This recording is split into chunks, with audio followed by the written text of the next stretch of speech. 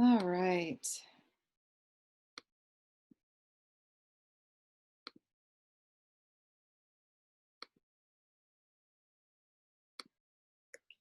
Oops.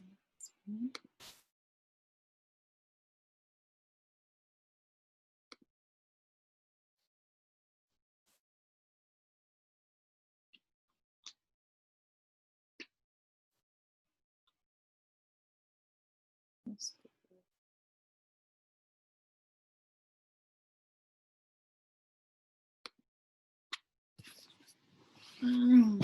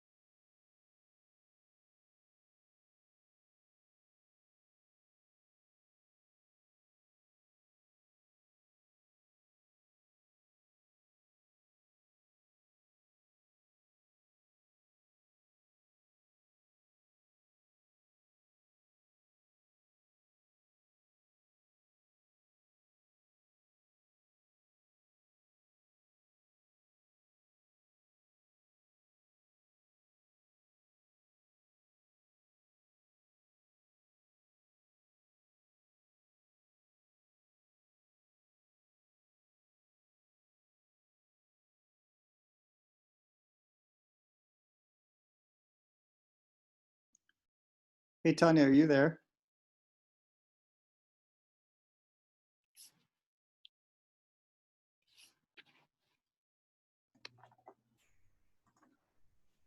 I don't see Tanya yet. Oh yeah, there's Tanya, Great. but I don't know if maybe she just opened up her room. So I have one middle school student in my school, and she's Okay. too. I'm really excited. So the fact that we're in the Utah High School Activity Association, we could still do the middle school without any extra membership, or Oh, can yeah. we? Yeah, Oh, yeah, good. yeah. Oh, good. And I know the acronyms all bleed together, but yeah, technically it's just the Utah Debate Coaches Association. There are Okay. no UHSAA rules or guidelines for Right, no rules, but there's still the membership, because we have to Well, pay the, to the be, mem- our school only does debate, so we have to pay the 250 plus another 50 every year just to compete in debate. Oh, really? Huh. Yeah, because our school doesn't have sports. So Yeah. you take it for granted because your school takes Yeah, the care of all that. athletic director just does that. Yeah. Right, Huh. but our school, I have to do that because there's nobody else competing. at anything. So sometimes we do the Shakespeare Festival, but that's kind of a different thing. It's not the high school activity association. It's a different thing. No, although I'm actually going to be looking at my theater coach about giving students some opportunity, because rules will change, restrictions, guidelines will change in real time, but I can't imagine them doing a lot of plays like they used to. Right now, they can't do any plays unless they do them Zoom and streaming, and there's a lot of restrictions on copyrights and stuff right now with that. Shakespeare Festival itself is being online. They're just going to have them email them links, and they're just going to do it all asynchronously. There's going to be no anything synchronous about it. Which is too bad because. Well, I told them about this option, and Mike, Michael, who's over Shakespeare Festival, he was a debate coach for a long time and did debate in high school and college. So he's like all about, so when I talked to him about this option, he seemed interested, but I think they decided just to go with the simpler option of just having it all completely asynchronously to avoid any equity issues and stuff like that. So, but yeah. Do you even eat? Oh, sorry. So, You're good. our middle school gal, Alyssa, I was expecting her to be on this. Alyssa Grohl, Wow. she's Spring Creek Middle. She's been at everything all. I bet she comes in here. I bet there was just that switch. It doesn't start till 2, so maybe. Yeah, there's a few minutes. Everyone's getting a break. Again, Zoom fatigue is so real. I mean, good grief. Mike and I both did the NDCA one.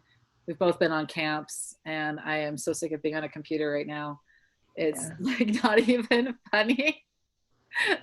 And then I hear by school, oh, by the way, you might be doing online too. And I'm like, okay.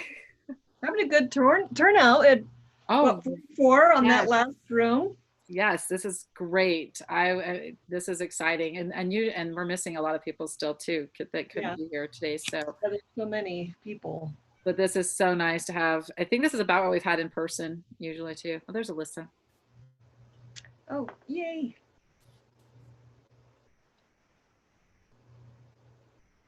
Alyssa, we're glad you're here. Thanks. Where is Spring Creek? We are in Providence, Utah, just the outskirts of Logan. Providence? Uh-huh. Providence, Utah, not Providence High School. Providence, Utah. It's Logan. So is it's public It's public. middle school? Yeah. So it's a feeder for Logan High? We feed into Mountain Crest High School and Green Canyon High School, which used to be Skyview. But yeah, anyway, we have several high schools now. What's the name of it again? Mountain Crest and Mountain Crest and Green Canyon High School. Green Canyon. So they changed their name? We built a new high school in the valley. Oh, I see. Okay. I think Skyview has had a real strong debate team. Actually, I know Green Canyon's done well, even though they're new. But yeah. Do they have a new coach? They were new, but they got half of the Skyview team anyway. Yeah. So And all the money. Yeah, they do have some really good funding support there for sure. I think he said that they've got a lawyer or someone who's like, yeah, sponsors the team something. Good. I got to figure out how to access that. But high school's connected. Yeah, it's crazy.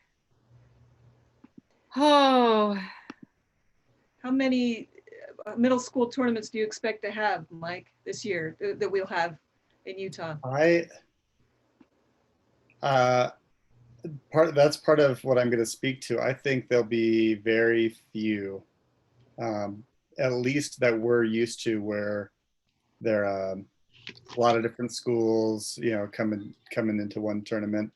The UDCA will hold a state tournament, and that's our main goal. But I just know that middle school students are different. Their age matters, and it will be that much harder to coordinate all of this.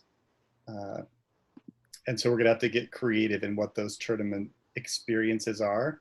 So I think if you count other kinds of asynchronous competitions and uh, scrimmages. There will still be a lot of those, but I just don't see the Canyon School District saying we're doing our winter brawl or our, St. Patrick's Day March Madness tournament and having, 700 kids participating in the tournament.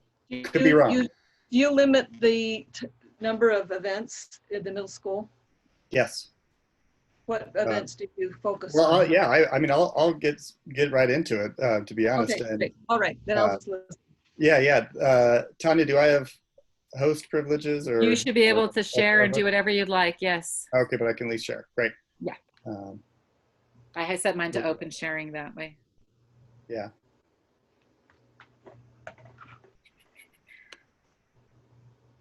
All right. Hopefully all you see is my PowerPoint.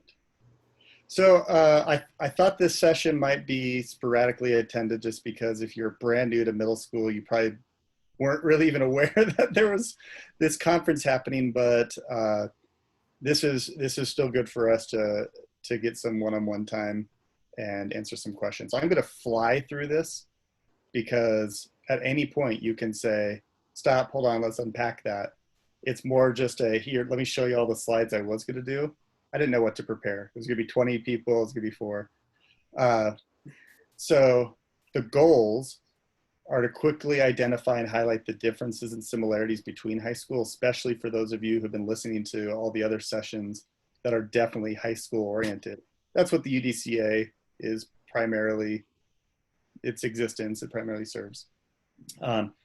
Explain what the different event offerings are, if you didn't know what those are. Offer some suggestions, but leave a lot of time for Q&A, and hopefully collaborate a little bit with some ideas for our middle school students. So real quick, just to be clear, the UDCA has almost no official authority over any middle school or elementary school. That is all at the district level in terms of whether they have a coach, whether they have a program, whether it's a class. And then even when we start talking about tournaments, tournament hosts can do whatever they want, right? If you wanted to hold a tournament with different events, different styles, different eligibility restrictions, you name it, host an event and hope that people will attend it. The UDCA exists instead, so less about rules and more about centralizing communication so that coaches can talk with each other, providing whatever resources we can to help teach speech and debate in the classroom, and try to harmonize the rules and procedures by setting best practices and other standards. So even though we will select a statewide topic, there's no sanction, there's no UHSAA over middle school debate. And so there's no mandatory following for anything. So you have autonomy and you have been empowered to run debate as you see fit. And that's important because, there's some schools, the Canyon schools, have a class built in all year long for debate. Their middle school debate programs are massive, they're well supported. There's a district level position, Leslie Robinette, my former high school debate coach, who runs debate for the whole district. So they have a lot of top-down support. Whereas I know there's other schools who have an after-school club and just are looking for a chance to compete once. And those needs are very different. So do what works for your community, your students, your families. And remember that these are kids, they're young kids, they're not like high school kids. Look how small they are, they get smaller every year. Now that's my son, Luke, Ethan, helping pass out some trophies. But the elephant in the room, I think, is this will be more of a challenge. I've been very impressed with how debate has has problem solved and is like, okay, we're online, boom, virtual tournaments, new platforms, let's go. I think that kind of nimble flexibility will be way harder for 7th graders, right?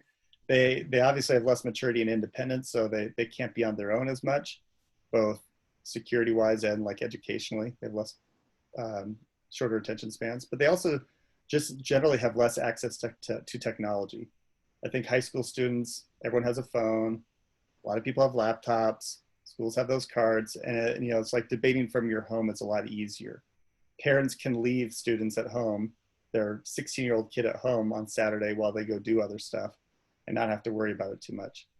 Every family's different, but leaving a 12-year-old at home for very long, a little scary, right? So I think our tournaments have to look different, but everything we do, let's remember, they're just the baby. I see no difference between this kid and these kids. Getting their online awards from a tournament I hosted at the very end of the school year just for Roland Hall. No outside people, otherwise you would have got an invite. On a more logistical front, again, if you're switching to middle school, or if you've just been listening to this high school stuff, here's my Venn diagram for you. We use many of the same topics, slightly modified, but certainly same subject area. When in doubt, if you have questions about event rules, like, is this a prop? Can I use on internet? Like all these like more nitty gritty infractions, we use the same rule book, and that's usually looking to the NSDA or the UHSA. And that's just there's nothing else that you could look to at the middle school. So we could have the high school students be the judges. Yep. The tournament platforms will be the same too. So it's like tabroom.com is used. The general kind of tournament feel might be the same, but because they are younger kids, we've shortened the speech times. So for policy debate, instead of 8-minute constructives and 5-minute rebuttals, it's 5-minute constructives and 3-minute rebuttals. LD has condensed times. Oratory instead of individual events. What's that? The individual events are shorter as well. So oratory, instead of being up to 10, is up to 8 at the middle school level. It's up to 4 in elementary. And what about impromptu? We don't do impromptu. I'll get to those. So some different events. The tournaments are usually shorter, almost always. They actually always are shorter. They're only one-day tournaments. No Congress. And again, Mary, these are all what the UDCA has been comfortable supporting based on what tournaments participated in and just or programs participated in, plus like momentum of the institution and about where debate has come from. But you could do any of these events at a tournament, but the state tournament for Utah, the UDCA one, probably this year will still only do extemp, oratory, LD, and policy at the middle school level. We'll see how it goes, but they're usually on the weekdays, like after school competitions. There's not elimination rounds where there's semis and finals. It's just, you get 3 rounds. Everyone with the winning record's going to get a certificate. You do some speaker awards. It's less competition and way more about like, the goal of middle school tournaments has always been, let's make kids want to do debate in high school. Let's make everyone feel like they belong. They can do this. They're pretty good. They got potential. And so it's little things like if you go undefeated and you're going to get a certificate for being a top 5 team at the tournament, you are no longer eligible for speaker awards. So actually, because usually the top speakers are also the top win-loss records. But we'll go ahead and say, if you're getting a first place trophy, a third place trophy, sorry, you were first speaker, but you're not going to get recognized. We'll now go to the 9th speaker, who now becomes the first. And they don't even know any better, but it's like now twice as many kids get a certificate. Everyone leaves. It's also a great opportunity to bond the high school programs with the middle school. And that means having students judge the debates. High school debaters judging the rounds. It's enlightening for them because they get to kind of see behind the eyes of a judge, which helps them be better debaters. But it obviously helps us as well have more or less free labor to judge these debates. And yeah, they need training too. They need to be reminded about professionalism and about feedback. But those are some differences between high school and middle school. Specifically, again, here's quick history lesson. Middle school debate for a long time was only made possible by the Utah Energy Foundation. which is not a government institution. It's like a nonprofit that got some government grants, but that more or less tried to expand energy efficiency, alternative sources, energy literacy in schools. And they're like, we should do a debate. We should do debate. And so they sponsored a debate tournament. The topics were always energy, climate change, warming, air pollution, like it was always energy. But they paid for the trophies. And so they did the tournament. And that's what we did. It was once a year? Once a year. Then the Utah Energy Foundation is no longer, and this was maybe 8 years ago. And someone else needed to fill in. And some of people that are no longer in the coaching community, Leslie Robinette, Ryan Hoagland, if these names ring a bell, Bonnie Gailey, they were like, well, we'll still try and run tournaments, and we'll try and be our own little committee to pick topics and stuff. And as debate grew in the state, especially at the middle school level, as it started to bleed down from just a high school thing to it being present in a lot of 21st century skills and mission statements for education, it was clear that this little ad hoc group of old school debate coaches wasn't going to cut it. And so the UDCA kind of filled in. And it was actually just policy and LD first. And they're like, wait, why aren't we doing speech? Okay, what kind of speech events would be age appropriate and easier to teach? Well, one platform speech, memorized oratory, one limited prep, extemp, both serve an educational value, etc. Elementary, we got to go even smaller, shorter speech times, assigned sides usually, like you're either an AF team or a NEG team, but not talking too much about elementary here. So every year I'll say that there's been schools that have said, hey, I'm going to run a middle school tournament and I'd like to do Congress. I'd like to do all the events. And what happens is no one but that school enters that division. And it's just, again, it's hard. If I had a class, so Roald Hall has a trimester class for competition debate that happens in the third trimester. So when high school is over, I kind of switch over and I got one trimester with my middle school students. Well, that's also when the tournaments start to pick up, March, April, May. So I got like a couple of weeks to get kids kind of exposed to an event or two so that they can maybe go to a tournament. And that means I specialize on one debate event and one speech event, and that's it. So trying to do Congress and everything. Now, Mount Logan for a long time had a year-round school class. You take debate in the middle school in 8th grade all year. And so they wanted to do it all, but so I'm initiative, host the tournament, be the change you want to see in the world, and I bet we can run some Congress and impromptu, but yeah. Real quick, again, fly through these. You know what oratory is, it's just shorter in middle school. Great for asynchronous tournaments. I'll show you a model for that. Extemp, it's 20 minutes prep, 4-minute speech instead of the 30 up to 7.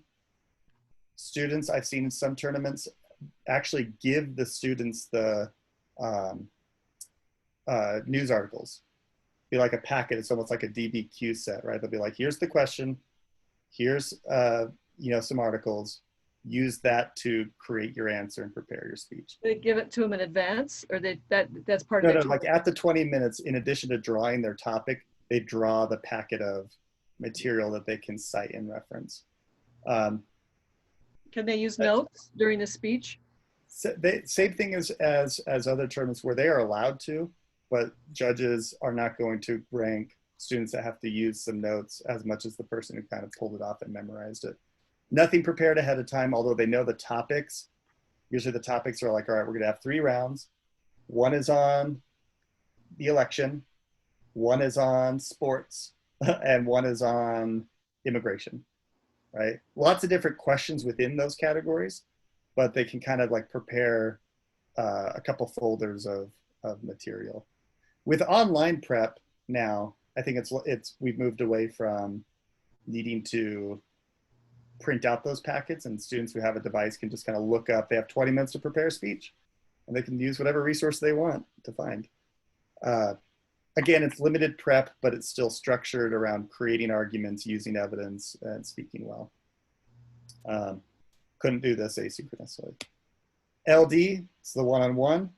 We change topics every semester. So one in the first semester, one in the second semester. The debate is not 45 minutes long. It's way shorter than that. That's high school. I should have changed that. It's like 4 minutes cross-ex, 5-minute NC, 3-4-2. So it's about 22 minutes long for a middle school debate. Same thing, LD, it's philosophy, it's ethics, it's those kinds of topics. And then policy, 2-on-2, like policy debate in high school, it's centers around creating plans that they actually propose, and the NAEG team has to negate that. The policy topic is the only one that we really have strong fidelity to the high school. And so this year's topic for middle school policy debate is criminal justice reform. And I polled a few people. The forensic science piece was way complicated and dense, and also added a layer of confusion with like, well, it's just like, it had some opportunities for like science literacy and maybe some like, I don't know. It was, the literature base is very dense and the impacts are small and technical. So you either want to focus on the sentencing side, the law side, or you're going to focus on the order side, the policing, and do something to reform those two areas. So this is the middle school topic. For LD, again, we usually choose one for each semester, and we try and choose ones that are have been used before by the high school, because we know that there are briefs and packets and topic essays and some resources we can borrow from. But we're keeping age in mind, and we're keeping like access and balance and some of the traditional values of LD in mind. So we don't do any of these really progressive topics. The only one that has been suggested to me is predictive policing. I don't know if anyone, Tanya, if you had LDers on that topic last year for high school, but it connects a little bit to criminal justice, but yeah, whether it's just to use predictive policing techniques, which are the kind of using algorithms and over policing areas where there's statistically more crime, and try and be preemptive in your policing.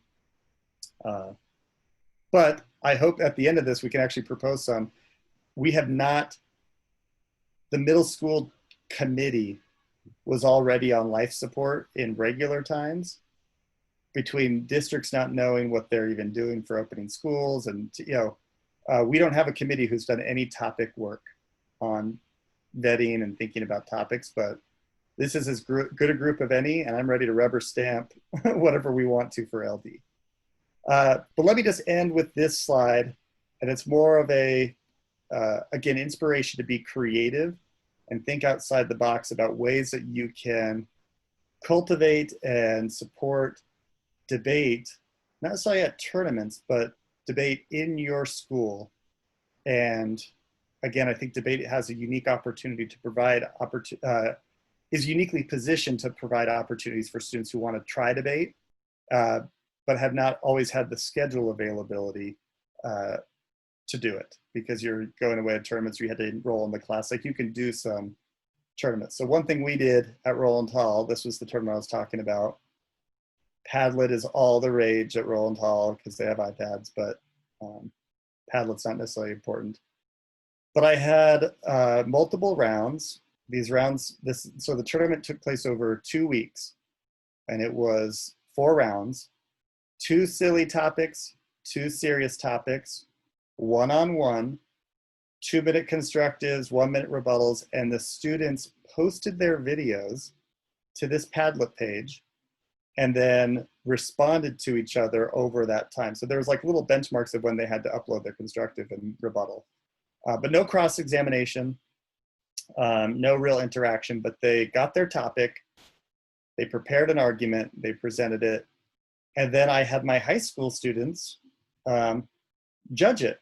So this was one of the sillier ones, right? Which would you rather fight, 1 horse-sized duck or 100 duck-sized horses?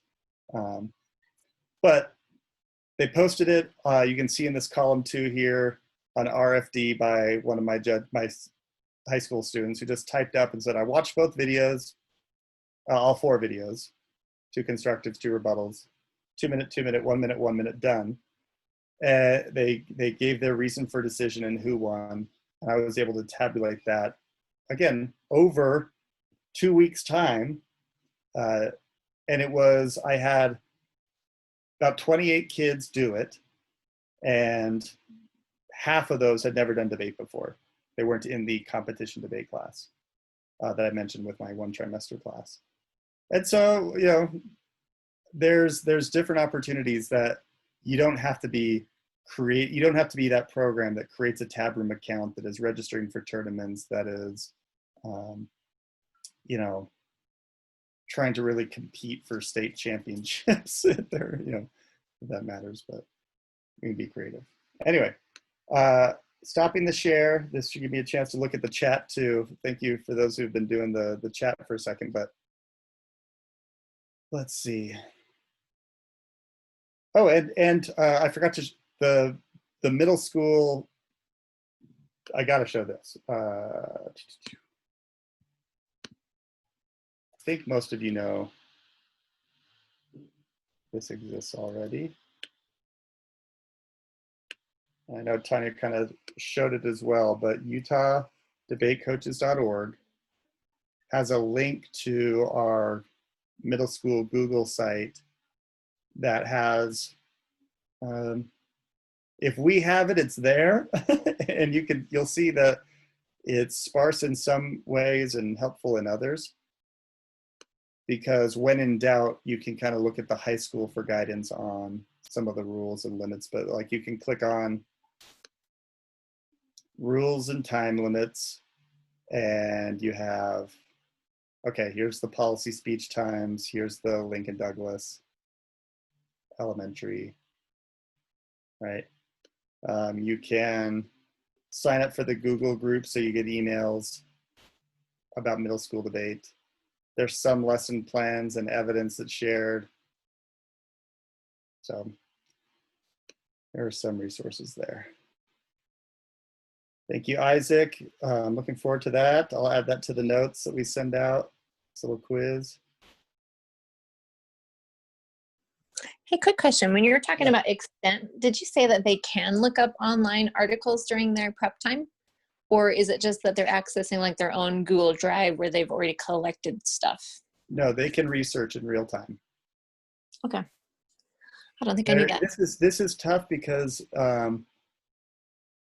yeah, I think even though there's possibilities for cheating, it is against the rule to have outside contact or communication. So if they're G-chatting or if they're emailing, they lose.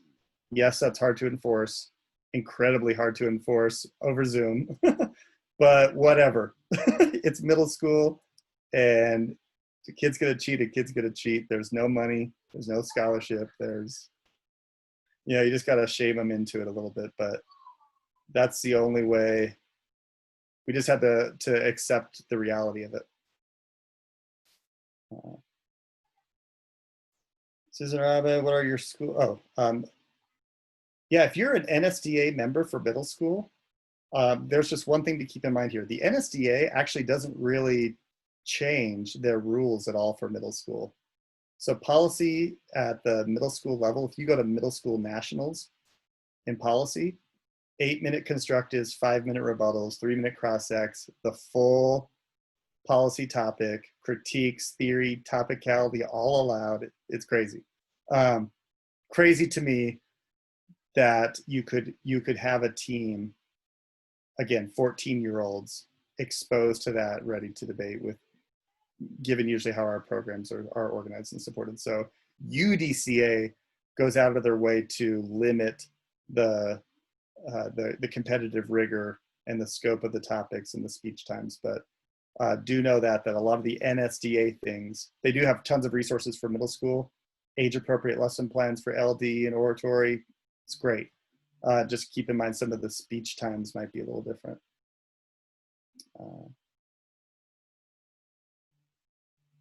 So we do not have well, actually, I think we might have a state date, but it is only like rubber stamp from last year, but I think we can revisit that for sure. Because the other thing, Mary, that we were doing is we were going to try and hold 2 state tournaments, because let's say optimistically that we can do in-person debate. The state tournament is always like late, like we're talking April or May. It's after the Utah high school regular season is over. So definitely after March. So let's say April rolls around and they're like, we're in person, everything's okay. We're going to be geographically still tied to our base camps, and Salt Lake County, and that does reach all the way up to, not the county, but we've usually got Logan to come down and Utah County to come up. The North has a state tournament. The South can have their state tournament as well, so we can support both of those. If we're online, we might just be able to do it in one fell swoop, but that date has not been officially set. Because I think the date will deter, if we're in person or not, the date will matter. But it is always, so last year we didn't hold the tournament, but it was scheduled for May 5th and 6th. So that South one's going to be really, really small. You mean it would have been this last year? If you have a South, have you ever done a South one? Did you 2 years ago? Did you have a South? No. I'm just thinking there wouldn't be a high turnout. That was requested of us because Cedar City has some middle school programs going and St. George has a couple. And because of travel, they would rather have a small one and be a part of something than not. And so we talked about it. And if we can get more going down that way, which it looks like we might, then that will definitely grow. And I think once we have one, even if it is small, it'll show what is possible and it will grow. I mean, good grief. Mike talks about how 7 years ago we were just starting UDC over it, and I held at Alta. I think we did 3 years in a row. We did the state tournament there and we were full.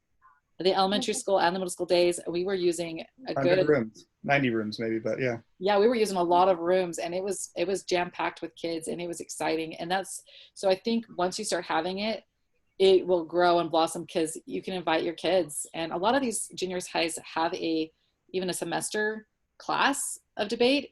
But if we just say, hey, let's just invite you over, even though you're not competing or anything, like come watch it, come see what's possible, you'll get them hooked. And then the teachers who may not want to coach, just reach out to them and say, hey, I'm willing to come in, or we've got debate kids that are at the high school level that are willing to come in and coach your kids.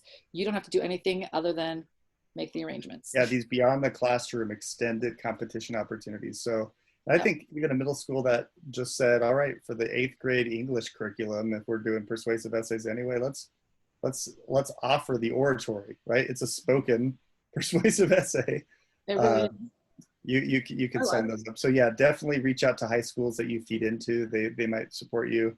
And I will say that at the state tournament, 50% of the schools that participated at the state tournament, that was the only tournament they did all year, right? It was just like this. It's like a ethics bowl, or maybe mock trial, or model UN, or a interact club. There's just like one annual thing.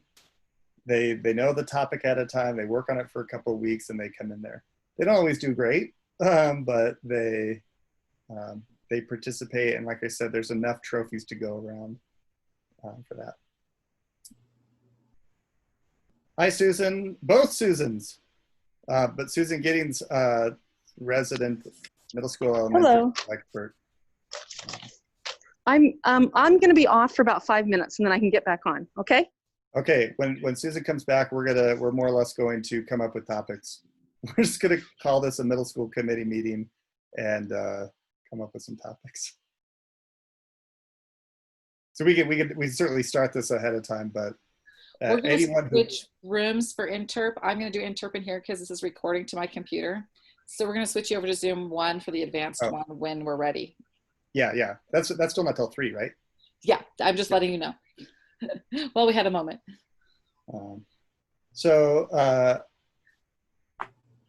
Will you also be coming up with elementary PF topics? Yes, Robin. And this is one where I might narrow it to 2 and actually let some voting happen. But again, this democracy good, but not over this many jurisdictions and this many, like every year I've tried, like, what do you like this and this? And people have different ideas. Tournaments can do whatever they want. So the UDC, this is all we're doing is saying for the UD officially, again, best practices norms, we'll try and say, here's the resources we'll provide, and we'll try and pressure people into using our topics. But all this is saying for the UDCA state tournament in May, we will use this topic. If you want to prepare for that, great. If not, go your own way. But I might say there's two, and then see if people will vote on two choices. But historically, PF, most coaches have erred toward the easy, accessible, kind of fun topics, and not go after the more rigorous ones. However, some coaches really like the more rigorous ones, especially if they have like a built-in class. Like I debated at Jordan Ridge Elementary School as a 6th grader. And it was part of whatever the, I don't think, we didn't have gifted and talented, so I don't want to toot that horn, but it was something like, if you were in this track, this honors track, you did debate. And so they were good students and they did it for most of the year, and they wanted something more robust. But last year it was drones, and we never even had this tournament, so I don't know how well it went, but kind of the pros and cons of drones, unmanned aerial vehicles. The year before that, it was homework. Should schools have homework or not? But years prior to that, we tried some more serious ones that could kind of align with the high school themes, like criminal justice reform or environmental regulations. And a lot of schools expressed how challenging it was. And where this all came to a peak was the immigration topic was selected for high school speech and debate for policy. And so we're like, great, okay, it's timely. Let's do immigration just a little bit different at the middle school level, like we always do. And people were all over about how will kids debate this without being really offensive and crude, not crude, but insensitive. And this was really hard to research. So we're like, let's just go a different route entirely and not pick a topic that has anything to do with policy or LD, and make it nice and accessible. Because again, in elementary school, this is how you think, you're like, no, the kids are ready. I know my own 6th grade son can do it. Well, most need a lot of hand holding. And so they show up to a tournament and are either affirmative pro or negative con. There's no switch side debating. That's too much, right? And there's not a lot of evidence. The speech times are short. So yeah, the homework one I thought was pretty good. Like a lot of the topic and a lot of the arguments were fairly obvious, but you could talk about student stress, and you could talk about cheating or environmental load, or about teaching, and right. I mean, and it's like the kids, knowing that they were prepared, they'd go in with these little note cards, and it's like, all right, I have my 2 arguments for yes homework. And the other team would get up and say, well, I have 2 arguments for no homework. And then they'd have these little note cards like, well, if they say there's not enough time for extracurriculars, ooh, I got my little pre-written card to respond to that. And parents are usually watching all of these rounds. Like it's very much a, let's get them to model professional speaking and interaction and civility and some thinking. It wasn't a, let's have them solve the pressing environmental challenges of our day by coming up with a bunch of evidence on tricky topics. So do I see Susan's back? I am, yeah. And just to follow up on those evidence cards, I actually prepare a significant number of evidence cards and put them on your website. So they're available to everyone. Yeah. Those kids who want to rise above and beyond and do their own research are welcome to add to those, but it gives teachers a good foundation to start with. Yeah. And this is where all of the really experienced coaches and established programs have to just sacrifice a little bit for the sake of expanding debate in Utah. And so like if we approach an elementary school, a principal, and it's like, or a gifted and talented director for a district, and we're like, hey, why not, make debate a part of your curriculum? They'll usually say, okay, yeah, interested, show us the resources, show us the format, or, you know, kind of show us what that would look like. If we say, here's the topic and your teacher will need about 8 hours of professional development, and here's this tab room, and like, and just they'll be like, thanks, but no thanks. If we're like, you know what is kind of metacognitive and kind of controversial and kids will have a personal connection to? Homework. Yes or no? Should we abolish homework? That's it. That's the topic, and here's the format. And they're like, okay, we could do this. So with that in mind, again, policies is selected, LD considerations, or elementary PF. We call it PF because it is more this pro-con format. The speech times are less than high school PF by a lot, but the topics aren't policy oriented. They're more pro-con. Drones, good, bad. Homework, good, bad. Maybe I should actually look over. We had 4 last year, Susan, and we narrowed it down. Maybe I'll just go look right now at the other 3 that didn't make the cut. But Susan, what school are you at? I'm actually with Granite School District. I'm actually not coaching this year. I'm just doing the research. I lost you. I've done Fox Hills and Morningside in the past.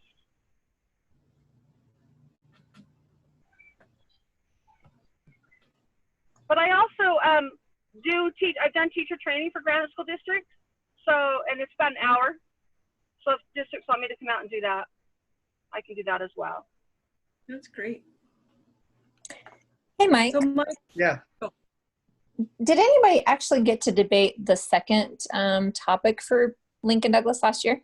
not that I know of. We did not. So I don't know. What was that? What was that topic? Voting ought to be compulsory. Oh yeah. And what's interesting, that is a fantastic point, because so that is one of the choices for the high school LD topic for September, October. Mm-hmm. And I know it was a topic in 2013, so I have like briefs and plenty of stuff on it. It's why we chose that for the middle school last year. I was like, oh, bummer, we already chose that topic. That would be great to align. But I think you might be right that if we didn't actually compete it, it might be a great first semester topic. It's for teachers who already did a lot of that lesson planning or work. They don't have to reinvent the wheel in this crazy time. They can just say, all right, pick up where I left off. And yeah, maybe students. Yeah, and again, if you're a school like, no, we already researched this, we want new topics, pick a different topic and do that in your class. I don't even know if tournaments are going to happen in the first semester for middle school. I like the voting option for elementary. I mean, what a great way to educate those younger kids about the power of voting.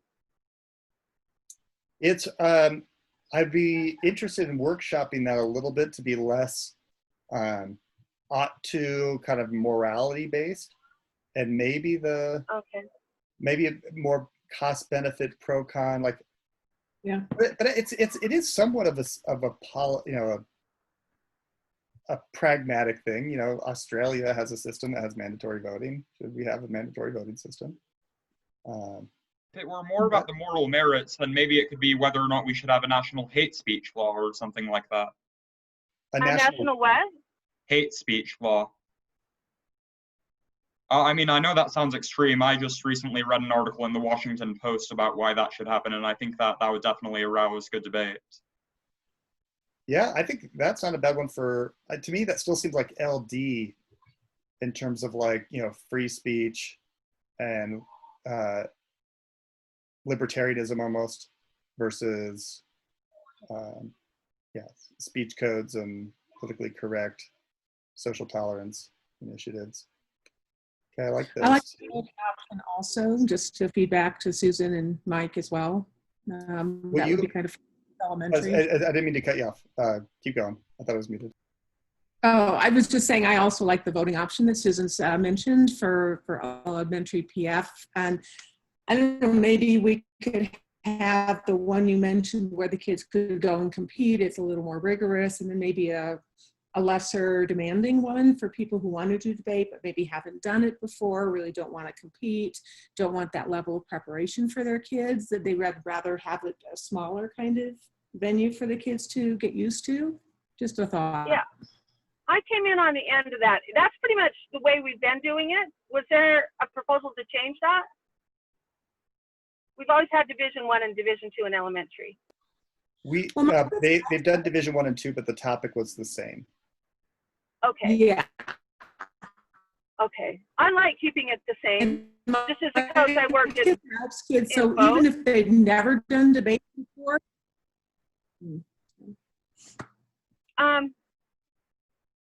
I think so.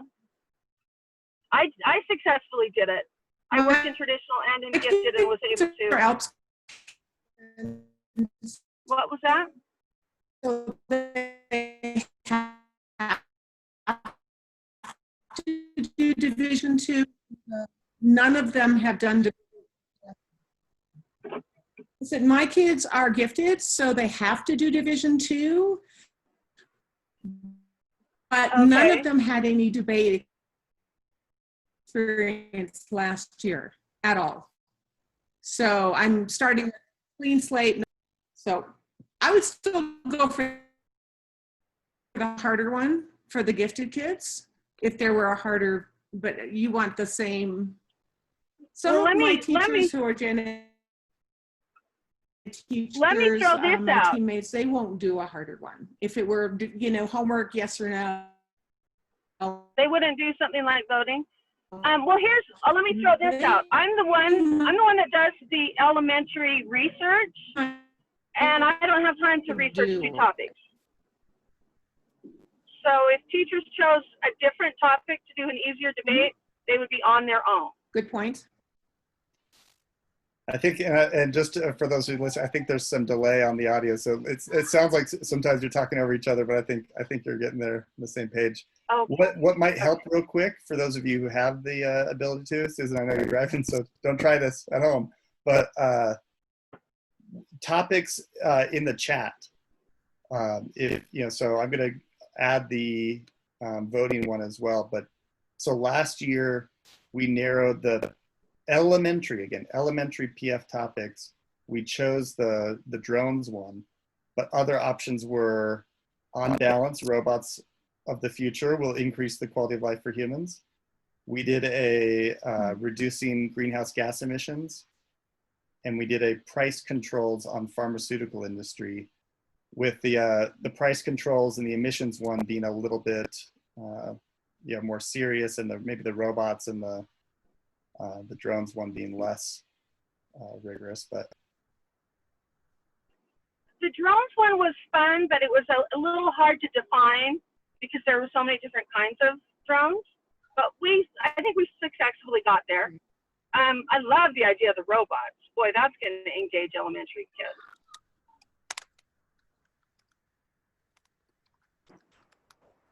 yeah, Mary's putting an idea about the online versus face-to-face education. Could be pretty meta.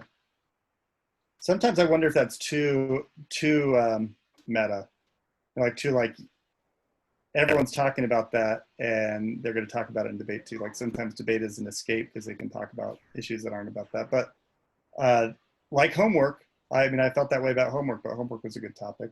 So. See, and I felt like the homework was too easy for the more advanced kids, but they had fun with it, so they made it work. I can't see the chat, so I can't see the ideas coming up. So another idea Isaac shared, resolve the United States should halt production of plastic bags and straws. We did one similar within the last 5 years. Yeah, I think it was an e-waste or plastic waste reduction? It was plastic waste. Yeah, it was plastic waste. And they had fun with that one. Yeah, good. Maybe time again for that.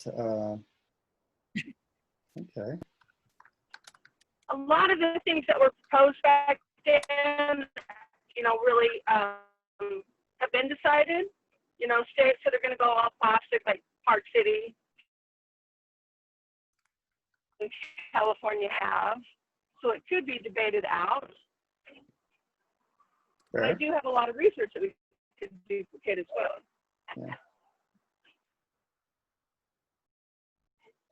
Is any of these topics rising to the top a little bit, or any of them saying absolutely not? Again, just for elementary, these are, you know, 5th and 6th graders primarily. I would say absolutely not. You said drones, you said emissions, and then there was another one. Emissions, What's the fourth robots, one? and like price controls on pharmaceutical companies, which I think is too complex, but I agree. Yeah. Yeah, I'd take that one out. I think I will say the thing about robots, one, robots are just kind of interesting in general. A lot of middle schools have, you know, robotics programs or like these little STEM things, that there might be some interesting cross-curricular stuff. Ban fracking. That's, I like that one, but you know, also here in Utah, interesting. Let's see. Do we want to entertain the emissions one or the plastics one again, or not this year?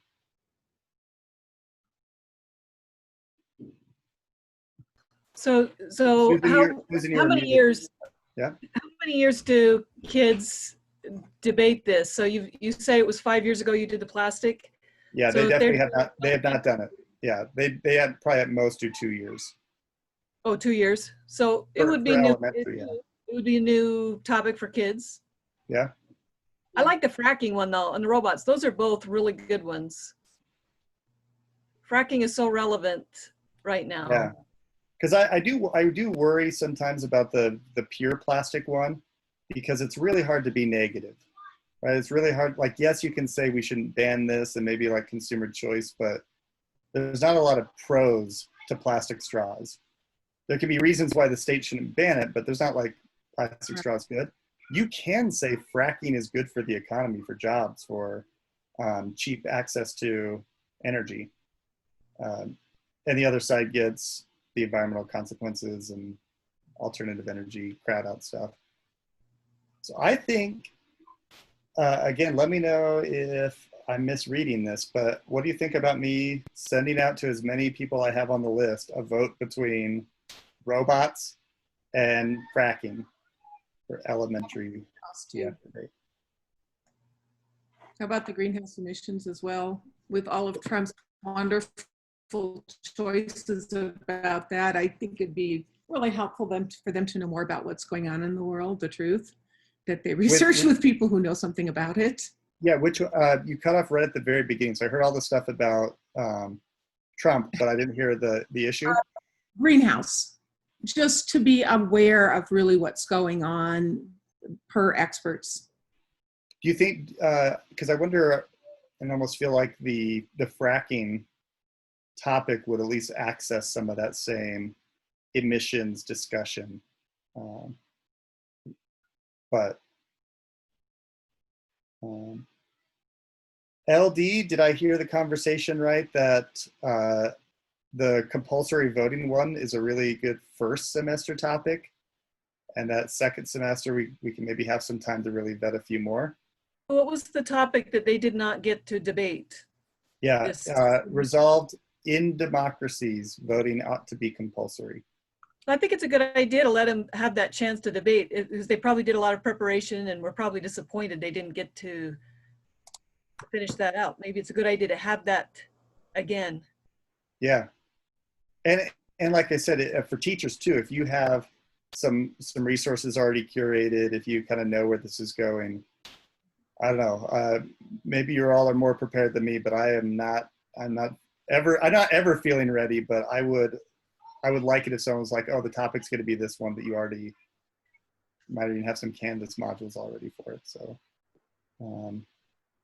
was there a reaction? Maybe there's like a don't know enough about the topic, can't comment, but again, the only suggestion I heard when emailing people over the summer was the predictive policing is unjust LD topic. I actually suggested that one because it was one of the high school topics last year, I think. Yep. And I was thinking it would be nice where you usually have kind of a mixed club or mixed group when you're teaching policy people and LD people at the same time, where you could kind of start with a similar topic about policing and reform policing, but the LDers are focusing on that particular aspect of policing. So it was a thought that I had about trying to hit things down a little bit. So true. Again, if it's a second semester one, there's more time to ask for it. Maybe does that one need a vote, or should we just go with compulsory voting, call it a day? Yeah, compulsory voting, call it a day. I'll come up with one or two more for LD for like a vote for second semester. Predictive policing can be on there, but yeah. Productive discussion. So what was the other topic in May? So compulsory voting was the policy. The first semester last year was standardized testing. Should that be used for college admission? Okay, and then in May, so you've got the LD and you've got the policy. So the compulsory voting was for LD. Yes. And what was the policy? Policy is year round, so they got to debate the arms sales to Saudi Arabia topic. And Tanya's reminding me anyway the 5 minutes, but also just like importance for taking break. I'm going to be switching over to Zoom room 1. Tanya, if you have that real quick, can you put that in the chat for anyone who's switching over there? I'll say just as a teaser, this was the advanced middle school session.